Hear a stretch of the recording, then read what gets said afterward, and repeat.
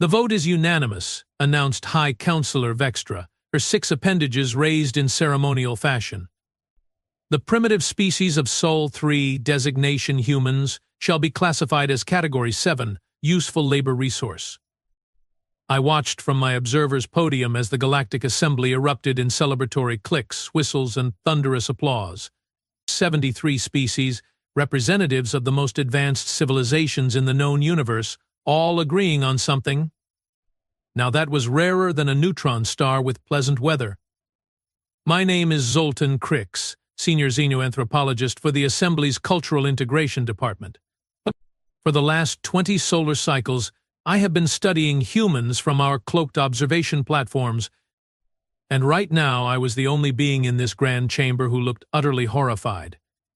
"High Counselor," I called out, my voice barely audible over the continued celebration. The amplification system finally picked up my protest. "High Counselor Vextra, I request permission to address the Assembly." Vextra's eye stalk swiveled in my direction, pupils contracting with annoyance. "The esteemed Assembly has already voted. Observer Krix. The matter is settled. But my latest reports were considered and dismissed," she interrupted. "Your peculiar fondness for this species has been noted and is becoming rather tiresome." Laughter rippled through the chamber. My exoskeleton flushed with embarrassment. "With respect, Counselor," I persisted, "categorizing humans as mere labor resources could prove catastrophically unwise. They possess qualities that our standard classification protocols fail to properly account for." Vextra made the universal gesture of dismissal, her appendages waving carelessly. "Such as? Their primitive nuclear weapons? Their laughably slow spacecraft? Their ridiculous territorial disputes over arbitrary planetary boundaries?" More laughter. More. Admiral Korak of the Tsaran fleet rose to his impressive 3-meter height. "I have reviewed the military capabilities personally. Their most advanced weapon systems are barely past chemical age standards. A single Tsaran battlecruiser could neutralize their entire orbital defense network in under 6 minutes. Precisely why they are perfect for Category 7, chimed in Trade Minister Blorks, his gelatinous form rippling with excitement. Strong enough for manual labor, intelligent enough for basic instruction, yet wholly incapable of resistance. The economic projections are simply magnificent." I stepped away from my podium, a breach of protocol that sent gasps through the chamber. "You are making a terrible mistake," I said, my voice steady despite my racing pulse. "Humans aren't just another primitive species to be harvested. They are different." "Different how?" asked Vextra, her tone dripping with condescension. "They are adaptive in ways we have never encountered. They thrive on challenge and adversity. And most concerning of all, they respond to threats with disproportionate creativity and violence." Scientist Supreme Yalvi, a being composed primarily of sentient gas contained within an environment suit, floated forward. "Observer Krix exaggerates. Our psychological models predict a 93.7% probability of complete submission within 1 standard cycle after first contact. The remaining 6.3% represents isolated resistance easily managed by standard pacification protocols." My frustration peaked. "Your models are flawed. They don't account for human unpredictability. These beings went from first powered flight to landing on their moon in less than 70 years. They have survived multiple near-extinction events through sheer stubborn determination." "Enough." Vextra's voice boomed through the chamber. "The Assembly has voted. Preparations for first contact and subsequent resource integration will begin immediately. Observer Krix, you are relieved of your duties and will return to your home world, pending reassignment." The finality in her voice left no room for further argument. I watched helplessly as the Assembly moved on to discuss implementation details, which corporations would receive human labor allocations, which regions of Earth would be harvested first, how the inevitable resistance would be crushed. As I gathered my research materials, Admiral Korak approached, his massive form casting a shadow over me. "You seem genuinely concerned, Observer," he said, mandibles clicking softly. Perhaps there's something about these humans that doesn't appear in your official reports? I looked up at him, wondering if I'd found an ally or another skeptic. Everything I know is in my reports, Admiral. Everything the Assembly has chosen to ignore. Korak's compound eyes glinted. Well, I suppose we will find out soon enough who's right. The first contact fleet launches tomorrow. 10 battlecruisers should be sufficient for a species that hasn't even unified its own planet. 10 battlecruisers, I repeated flatly. That's your show of force? More than enough, he replied confidently. Why waste resources? I shook my head. Admiral, when humans feel threatened, they don't cower. They fight back with everything they have. And what they don't have, they will invent, borrow, or steal. Korak made the Tsaran equivalent of a laugh, a series of staccato clicks. You speak of them as if they are some kind of mythical warriors, not primitives who still burn fossil fuels. Rest assured, Observer, this will be the simplest conquest in the Assembly's history. As he walked away, I couldn't help but mutter, that's what I'm afraid of. 3 standard months later, I sat in my modest dwelling on my home world, watching news broadcasts with increasing dismay. The invasion of Earth had begun exactly as the Assembly had planned, or so the initial reports claimed. The humans had been given the standard ultimatum, surrender and accept classification as a Category 7 species or face annihilation. The Assembly's propaganda showed scenes of human leaders appearing appropriately shocked and terrified. What the broadcast didn't show, but what my private channels revealed, was what happened next. My communication terminal chimed. An encrypted message from an old colleague still working at Assembly headquarters. I opened it to find a single video file labeled classified, initial human response. The video showed a human female, apparently a leader of one of their nation-states, standing before a primitive communication device.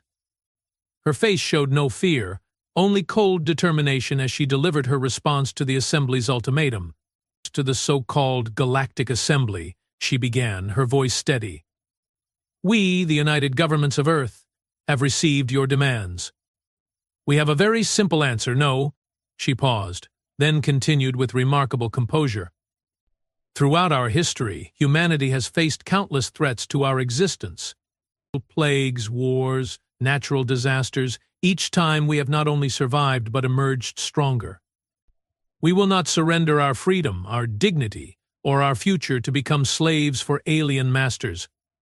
You may have superior technology and weapons we cannot yet match. But if you force this conflict upon us, know this, we will not go quietly. We will not be easily conquered, and if you persist, we will dedicate every resource, every mind, and every human hand to your destruction. We offer instead a different path, peaceful contact, mutual respect, and cooperation. The choice is yours.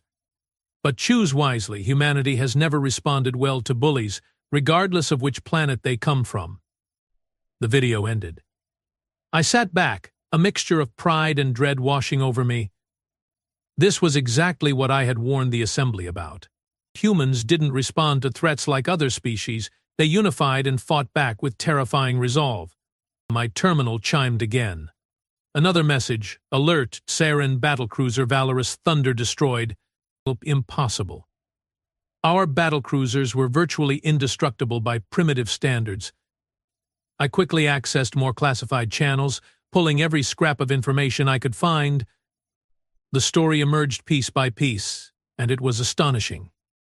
The humans had somehow managed to capture a scout ship that had landed for preliminary surveys. Within days, mere days. They had reverse-engineered enough of the technology to modify their own primitive nuclear weapons with our phase-shifting capabilities, rendering our shields useless. Another alert, emergency council session called, Human Resistance Exceeding All Projections. I laughed bitterly. Of course it was. I had practically shouted this from the mountaintops, but no one had listened. My home communication system suddenly activated, displaying Admiral Korak's face. He looked considerably less confident than when I'd last seen him. Observer Krix, he greeted me, his mandibles twitching nervously. Your presence is requested at Assembly headquarters immediately. Transport has been arranged. Why? I asked, though I already knew the answer. Your expertise regarding humans is suddenly highly valued, he admitted grudgingly. I see, I replied, unable to keep the satisfaction from my voice. And how is that simplest conquest in history proceeding, Admiral? Korak's compound eyes darkened. We have lost 3 battlecruisers and 17 support vessels. The humans are not behaving according to predictive models. They rarely do. The most disturbing development, Korak continued, ignoring my smugness, is that they have somehow managed to access our communication networks. They are broadcasting directly to every member world of the Assembly. That got my attention. What are they saying? They are offering amnesty to any species that withdraws from the conflict and recognizes Earth's sovereignty. And they are sharing captured technology with less developed worlds previously denied membership in the Assembly. I couldn't help but laugh. So they are not just fighting back, they are dismantling the entire power structure of galactic politics while they are at it? That's perfectly human. This isn't amusing, Observer. Korak hissed. The Assembly is fracturing. Half the member species are considering the humans' offer rather than honoring their commitments to the war effort. Let me guess, I said. The High Council wants me to help them understand humans well enough to defeat them. Essentially, yes, Korak admitted. I stood up, gathering a few personal items. I will come to the Assembly, but not to help them subjugate Earth. I'm going to advocate for immediate peace negotiations before the humans decide that merely defeating us isn't enough. You can't possibly believe they'd pose a threat to the entire Assembly. I looked at him with pity. Admiral, in the 3 months since first contact, humans have reverse-engineered our technology, neutralized our military advantage, and begun dividing our political alliance. What do you think they will be capable of in a year? In 10. None. As I prepared to leave, I picked up my original research proposal from 20 years ago. The title now seemed prophetic: Humanity, the Sleeping Giants of Sector 8. The Assembly had wanted slaves. Instead, they'd awakened something far more dangerous, a species that didn't know how to surrender, that thrived on challenge, and that was now very, very angry. And I was about to tell them I told you so in the most professional manner possible. When I arrived at Assembly headquarters, chaos reigned. Species that had coexisted peacefully for millennia were now shouting accusations at each other. The Grand Assembly Hall, usually a model of cosmic diplomacy, had devolved into something resembling a human sporting event, minus the coordinated chanting and overpriced beverages. High Counselor Vextra spotted me entering and immediately slithered over, her normally immaculate exoskeleton showing signs of stress molting. "Observer Krix," she said, managing to sound both desperate and condescending simultaneously. "How kind of you to join us during this temporary setback." "Temporary?"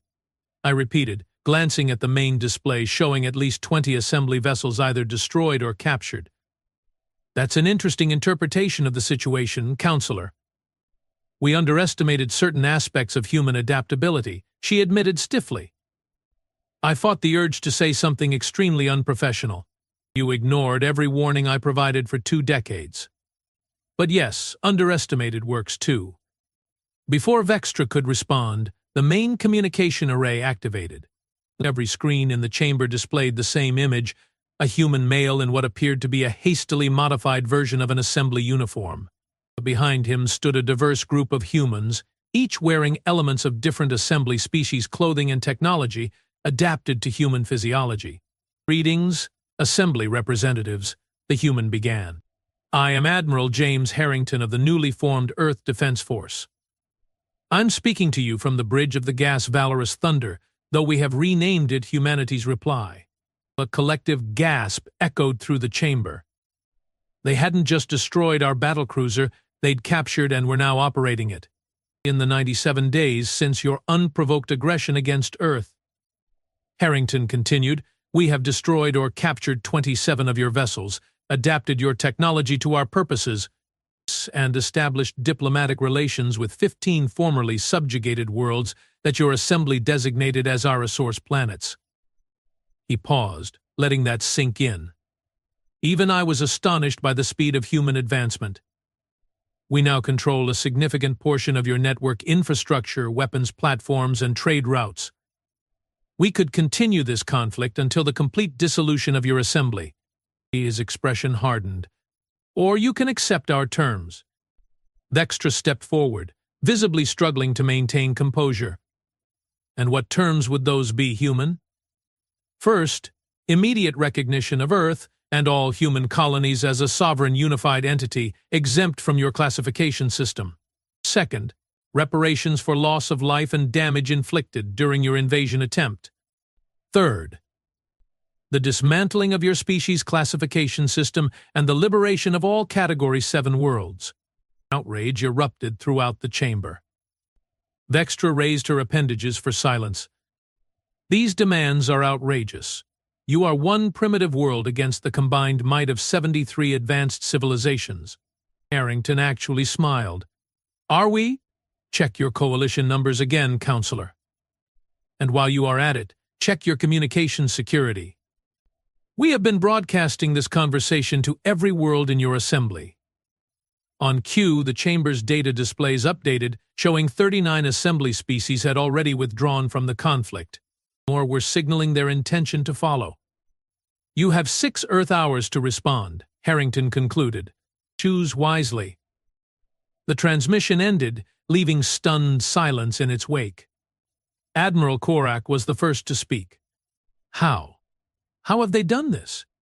All eyes turned to me. For the first time in my career, I had the Assembly's complete attention. I tried to tell you, I said quietly. Humans don't think like us. Where we see insurmountable obstacles, they see puzzles to solve. Where we respect limitations, they defy them out of sheer stubbornness. I walked to the center of the chamber, addressing all present. You wanted to enslave a species that turned the splitting of atoms into both devastating weapons and life-giving energy. A species that explored their entire world when they could barely make fire. A species that looked at the vacuum of space and decided, yes, we should go there. Vextra's eye stalks drooped in defeat. What do you recommend, Observer Krix? Accept their terms, I said without hesitation. Be grateful they are offering terms at all. And then prepare yourselves for a very different galaxy. As the assembly leaders argued among themselves, my private communicator vibrated. The message displayed was from an unknown source, but I immediately knew its origin. Thanks for trying to warn them, Observer Krix. We found your reports in the assembly database. Impressive insight for someone who's never actually met a human. Would you like to? We could use someone who understands both sides, Admiral Harrington. I smiled to myself as the assembly continued its frantic debate. They had wanted to enslave humanity. Now they would be lucky if humanity didn't decide to return the favor. The galaxy was about to change, and I, for one, was looking forward to it. I never imagined I would be aboard a human vessel, yet here I stood on the bridge of the humanity's reply, formerly the pride of the Tsaran fleet. The transformation was remarkable. In mere weeks, the humans had not only mastered the ship's systems but improved upon them in ways that would have earned accolades at any assembly engineering symposium. Observer Krix, welcome aboard, Admiral Harrington greeted me, extending a hand in their customary gesture of peaceful contact. I extended my primary appendage in response, attempting to mimic the handshake as they called it. Thank you for the invitation, Admiral. Though I'm no longer officially an observer. The Assembly stripped me of my title shortly after I recommended accepting your terms. Harrington grinned. An expression I was learning indicated amusement rather than aggression. Their loss, our gain. We have allocated quarters for you in what used to be the executive officer's cabin. I hope you will find it comfortable. A younger human female approached, carrying what appeared to be modified assembly communication technology. Admiral, we have intercepted another distress call from the Proxian sector. 3 more assembly worlds voting to join the Earth Coalition. Excellent work, Lieutenant Kazuki, Harrington replied. Add them to the briefing for tomorrow's diplomatic summit. I couldn't help but marvel at the speed with which humans formed alliances. In just 6 weeks since the Assembly had reluctantly accepted their terms, humanity had established diplomatic relations with 47 worlds. Many were former Category 7 planets seeking protection from Assembly reprisals, but an increasing number were full Assembly members hedging their bets on the new power in the galaxy.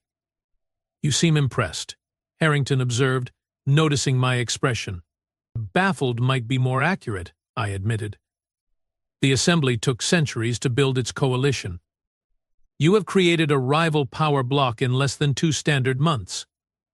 Harrington shrugged, another uniquely human gesture. "Turns out when you treat other species as equals instead of resources, they are pretty eager to work with you." "Who knew?" "Knew." The sarcasm wasn't lost on me. Most Assembly species evolved in environments where rigid hierarchy enhanced survival. Cooperation among equals is not our natural state. "Well, adaptation is humanity's natural state," Harrington replied. "Speaking of which, there's something I'd like to show you." He led me through corridors that had been reconfigured to accommodate human proportions while still allowing access for various alien physiologies.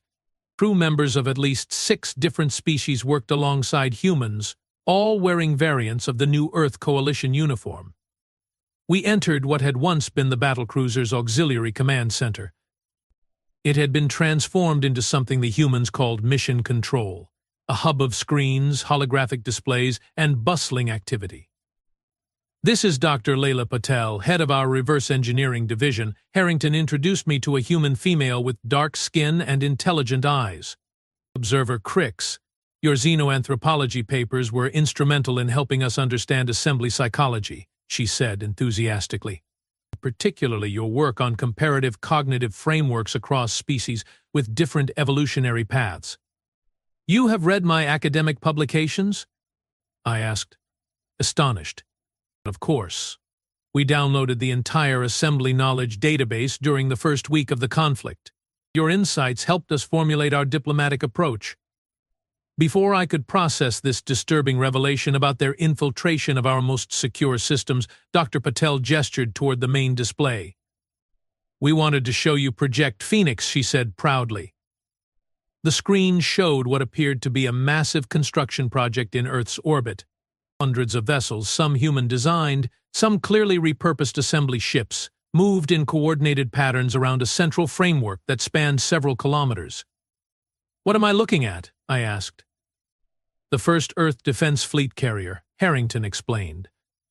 "We have combined Assembly phase drive technology with our own propulsion theories to create something new." "Dr. Patel, show him the drive test."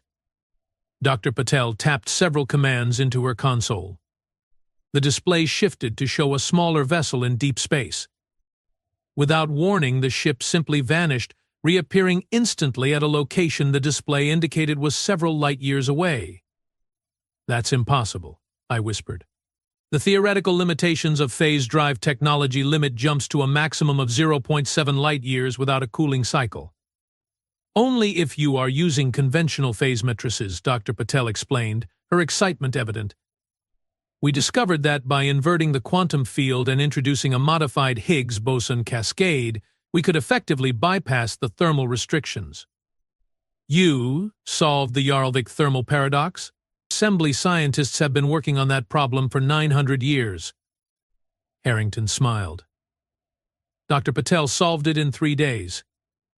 Once we understood the basic principles, the solution was fairly obvious." "Obvious," I repeated faintly. "The real breakthrough came when we integrated our understanding of quantum entanglement," Dr. Patel continued. "By linking multiple phase drives in a synchronized array, we can now transport vessels of any size across distances limited only by our targeting capabilities." My exoskeleton must have paled visibly, because Harrington placed a reassuring hand on my shoulder. "We are not planning galactic conquest, Observer Krix. But after what happened, humanity unanimously agreed, never again will we be vulnerable. The Phoenix carrier isn't a weapon of war, it's insurance against extinction."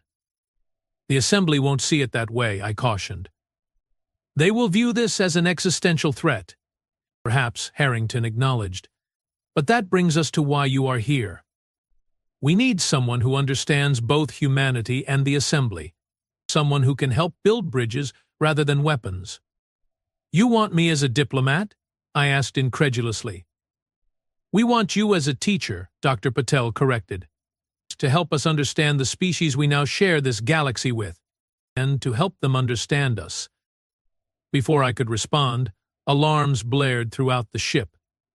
Lieutenant Kazuki's voice came over the communication system. Admiral, to the bridge immediately. Multiple Assembly battlecruisers detected on approach vector. The bridge was a flurry of controlled activity when we arrived. Tactical displays showed 5 Assembly battlecruisers in attack formation, approaching Earth's defensive perimeter. Status report, Harrington demanded, instantly switching from diplomatic mode to military commander, with 5 Sarin-class battlecruisers heavily armed. They are not responding to hails, reported a communications officer. Coalition fleet status? Defense platforms activated. The prototype squadron is moving to intercept, ETA 3 minutes. I stepped forward. Admiral, those are purification fleet vessels. They are designed for planetary bombardment. Harrington's expression darkened. They wouldn't dare. The Assembly Council wouldn't, I agreed. But that's not an official Assembly formation. Look at their identification markers. They are running dark. This is a rogue action. By whom? If I had to guess? Admiral Korak.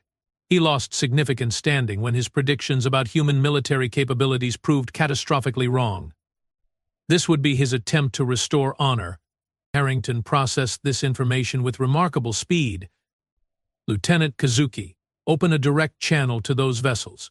Transmit on all frequencies, including the private Sarin military bands. The private bands are encrypted, I pointed out. Harrington gave me a look that somehow conveyed both amusement and ferocity. Not to us, they aren't. The main view screen activated, showing the bridge of the lead battlecruiser. Admiral Korak's massive form dominated the center. Admiral Korak, Harrington greeted calmly. You are violating the terms of the peace agreement. Turn your vessels around immediately. Korak's mandibles clicked in what I recognized as contemptuous laughter. Peace agreement. You dictated terms to the Assembly through coercion and trickery. Your technological advances were an unacceptable anomaly that must be corrected. This isn't an official Assembly action, is it? Harrington pressed. You are acting without authorization. Korak's compound eyes flashed angrily. I act to preserve galactic order. When the Assembly learns I have eliminated the human threat, they will thank me. And the treaty? Treaties with inferior species aren't worth the molecules they are recorded on, Korak snarled. Category 7 species exist to serve, not to dictate terms. I stepped into view of the transmission. Admiral Korak, as a fellow Assembly citizen, I urge you to reconsider this action. You cannot possibly understand the consequences. Korak's eyes narrowed when he saw me. Observer Krix, you have become a traitor to your own kind, consorting with primitives against the interests of the Assembly. The Assembly's interests aren't served by provoking a species that has already demonstrated technological superiority, I argued. Technological trickery, Korak dismissed. We have analyzed their capabilities extensively. Their advantage was merely the element of surprise, which they no longer possess. Our shields have been recalibrated. Their weapons will no longer be effective. Harrington nodded to his tactical officer, who transmitted something to Korak's vessel. We have just sent you sensor readings of our defensive capabilities. Please review them before you make a terrible mistake. Korak glanced at something off-screen, his compound eyes widening momentarily before he mastered his expression. Sensor ghosts and falsified readings. You cannot deceive me. Final warning, Admiral, Harrington said quietly. Withdraw your vessels, or we will be forced to demonstrate that those readings are entirely accurate. Korak made the Sarin gesture of battle commitment, touching his primary weapon's appendage to his honor gland. We will cleanse this system of the human infection. All vessels, advance and prepare bombardment pattern Sigma 9. The transmission cut off. Harrington looked at his tactical display, then at me. Observer Krix, I gave him every opportunity to withdraw. Please remember that. What are you going to do? I asked, suddenly fearful. Harrington's expression was grim. Lieutenant Commander Ortiz, activate Defense Protocol Echo 7. Minimal force parameters. We want to disable, not destroy. Aye, Admiral. Echo 7 authorized, minimal force parameters confirmed. What happened next still haunts my dreams. From Earth's orbit, 5 small objects, barely visible on the tactical display, launched toward the advancing battlecruisers. They moved at speeds I wouldn't have believed possible, crossing the vast distance in seconds. On the main screen, we watched as the objects approached Korak's vessels. There were no explosions, no visible weapons fire. The battlecruisers simply stopped. Their engines died, their weapons systems went dark, and they began drifting helplessly in space. What did you do? I whispered. Targeted electromagnetic pulse combined with a localized phase space disruption, Dr. Patel explained, checking readings on her tablet. We temporarily collapsed the quantum field supporting their drive systems and introduced a cascading failure in their power distribution networks. That shouldn't be possible, I stammered. Yet here we are, Harrington said quietly. Re-establish communication with Admiral Korak's vessel. When the screen activated again, the Tsaran battlecruiser's bridge was illuminated only by emergency lighting. Korak looked shell-shocked, his exoskeleton pale with fear. Admiral Korak, Harrington began, his voice firm but not gloating. Your vessels have been disabled, not destroyed. We will provide emergency power to maintain life support while you await retrieval by Assembly authorities. Your weapons, engines, and communications beyond this channel are inoperative. Korak's mandibles trembled. How? Our shields were at maximum power. Our sensors detected no weapon launches. That's because by your understanding they weren't weapons, Harrington explained. Just as you once considered us not a threat. The Tsaran admiral seemed to physically shrink. What do you want from us? Nothing. Rescue vessels are already on their way from Earth. You and your crews will be detained until Assembly representatives arrive to take custody of you for violating the peace treaty. And then? Then? Harrington's expression softened slightly. And then we continue building a new relationship between our peoples, one based on mutual respect rather than dominance and subjugation. The Assembly will never accept equality with a former Category 7 species, Korak insisted, though his voice lacked conviction. I stepped forward. They already have, Admiral. While you were planning this ill-conceived attack, 17 more Assembly worlds have signed independent treaties with the Earth Coalition. The old order is changing, whether you accept it or not. As the transmission ended, Harrington turned to me. Will there be others like him, unwilling to accept the new reality? I considered this carefully. Undoubtedly. Change is difficult for most Assembly species. Our civilizations value stability above all else. It's why we stagnated technologically for millennia while maintaining the illusion of superiority. Then we have work to do, Harrington said. Dr. Patel, accelerate the cultural exchange program. Observer Krix, I'd like you to prepare a comprehensive briefing for our diplomatic corps on the psychological barriers we will face with each Assembly species. Admiral, I said hesitantly, may I ask something that's been troubling me? Of course. You could have destroyed those vessels easily. You could likely destroy the entire Assembly fleet if you wanted to. Why show such restraint? Harrington looked thoughtful. Throughout human history, we have learned one consistent lesson. True power isn't about domination, it's about having choices. The ability to destroy isn't impressive. Any sufficiently advanced civilization can do that. But choosing not to destroy when you have every reason and capability to do so, that's what makes a civilization truly advanced. He gestured around the bridge, where humans worked alongside members of other species. We don't want to rule the galaxy, Observer Krix. We just want our place in it, as equals, not servants or masters. As I looked at the disabled battlecruisers on the view screen, I understood something profound about humans that my decades of research had never fully captured, that their greatest strength wasn't their adaptability or their technological ingenuity, though those were formidable. It was their capacity to imagine a different kind of future than the one history seemed to dictate. The Assembly had voted unanimously to enslave humanity. Now, those same species were pleading for mercy, for understanding, for inclusion in humanity's vision of the future. And remarkably, humans were granting it. One standard year later, I stood beside Admiral Harrington in the newly constructed Galactic Cooperation Council chambers on neutral territory, the space station orbiting a previously unclaimed world. Representatives from 112 species filled the chamber, most former Assembly members, along with 27 species previously classified as resourceful and denied representation. Distinguished representatives, Harrington began, 1 year ago we faced each other across a battlefield. Today we meet as partners in creating a more just galactic community. The chamber erupted in approving sounds from 100 different biological communication systems.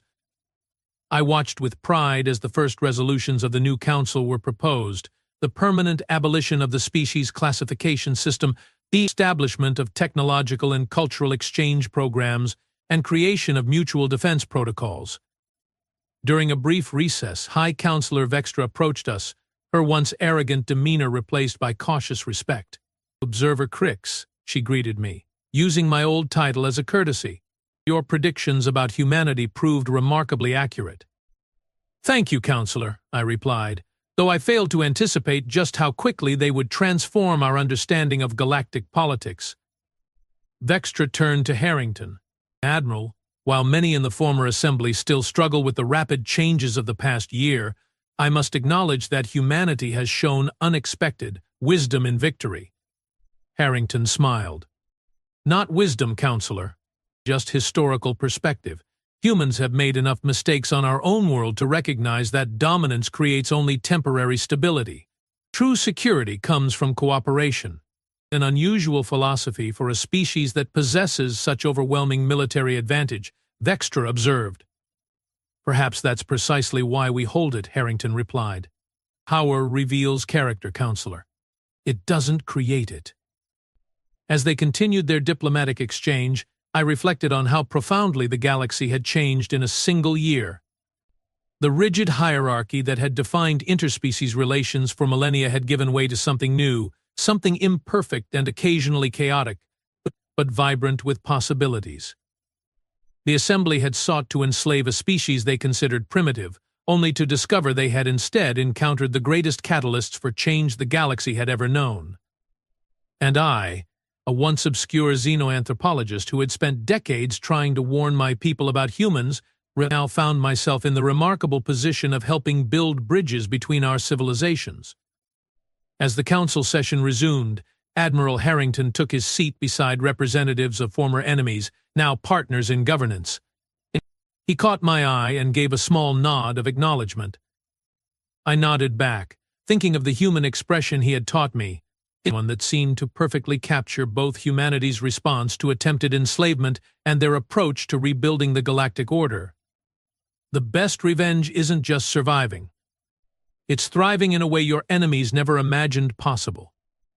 The Assembly had voted for dominance and received education instead. They had sought slaves and found teachers. They had expected submission and discovered partnership, and the galaxy would never be the same again.